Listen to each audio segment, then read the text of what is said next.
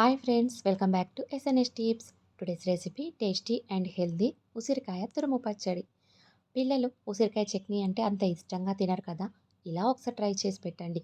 చాలా అంటే చాలా ఇష్టంగా తింటారు. వేడివేడి అన్నంలోకి నెయ్యి వేసుకొని తింటే చాలా బాగుంటుంది. దీన్ని ఎలా ప్రిపేర్ చేసుకోవాలో చూద్దాం. ముందుగా ఉసిరికాయలను తీసుకోవాలి. ఇలా పెద్ద ఉసిరికాయలను తీసుకుంటే తురుముకోవడానికి ఈజీగా ఉంటుంది. వీటిని ఇలా 2-3 సార్లు వాష్ చేసుకోవాలి. ఇలా వాష్ చేసిన తర్వాత ఇలా ఒక కాటన్ క్లాత్‌లోకి ఈ ఉసిరికాయలన్నింటిని వేసేసుకోవాలి.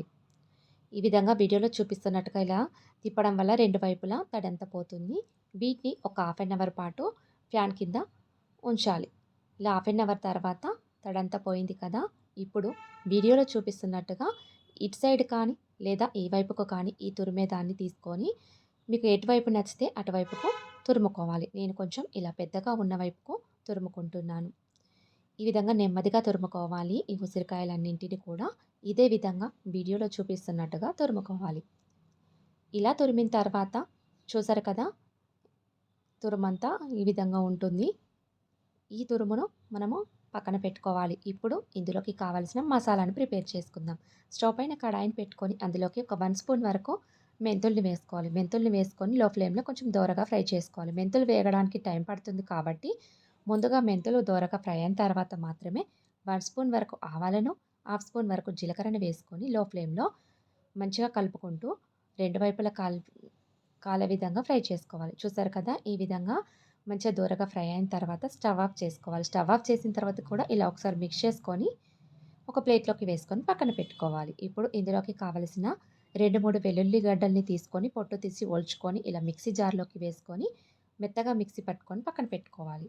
ఇప్పుడు స్టవ్ పైన కడాయిని పెట్టుకొని అందులోకి సరిపడా ఆయిల్‌ని వేసుకోవాలి. ఆయిల్ పల్లి నూనె మాత్రమే వేసుకోవాలి.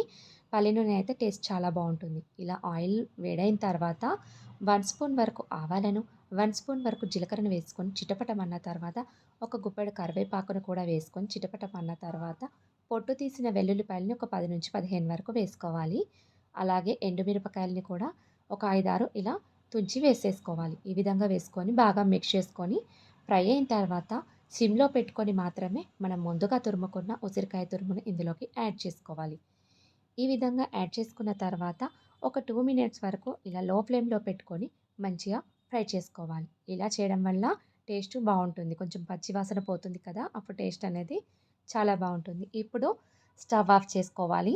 ఇలా స్టవ్ ఆఫ్ చేసిన తర్వాత మాత్రమే ఇందులోకి రుచికి సరిపడా కారాన్ని, రుచికి సరిపడా ఉప్పును యాడ్ చేసుకోవాలి. అదేవిధంగా మనం మిక్సీ పట్టుకున్న జీలకర్ర మెంతిని పొడి కూడా యాడ్ చేసుకోవాలి.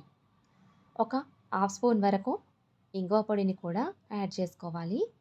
అలాగే మిక్సీ పట్టుకున్నటువంటి వెల్లుల్లి పేస్ట్‌ని కూడా యాడ్ చేసుకొని బాగా మిక్స్ చేసుకోవాలి. ఇలా మిక్స్ చేసుకున్న తర్వాత ఒకసారి టేస్ట్ చూసుకోవాలి. ఒకవేళ సాల్ట్ కనుక తక్కువగా ఉంటే ఇందులోకి యాడ్ చేసుకొని మిక్స్ చేసుకోవాలి. లేదా మీకు ఆయిల్ కూడా తక్కువగా అనిపిస్తే లైట్‌గా హీట్ చేసి ఇందులోకి యాడ్ చేసుకొని మిక్స్ చేసుకుంటే సరిపోతుంది. అంతే, ఎంతో టేస్టీ అయిన, హెల్తీ అయిన ఉసిరికాయ తురుము పచ్చడి రెడీ అయిపోయింది. ఇలా ఇంట్లోనే ఈజీగా, హెల్తీగా ప్రిపేర్ చేసుకొని ట్రై చేయండి. చాలా అంటే చాలా బాగుంటుంది. మనం ప్రిపేర్ చేసుకున్న ఈ చట్నీని ఇలా సీసాలోకి స్టోర్ చేసుకుంటే 1 మంత్ వరకు నిల్వ ఉంటుంది. ఈ వీడియో కనుక మీకు నచ్చినట్టయితే తప్పకుండా లైక్ చేసి, షేర్ చేసి, సబ్స్క్రైబ్ చేయడం మాత్రం అస్సలు మర్చిపోవద్దు. Thanks for watching.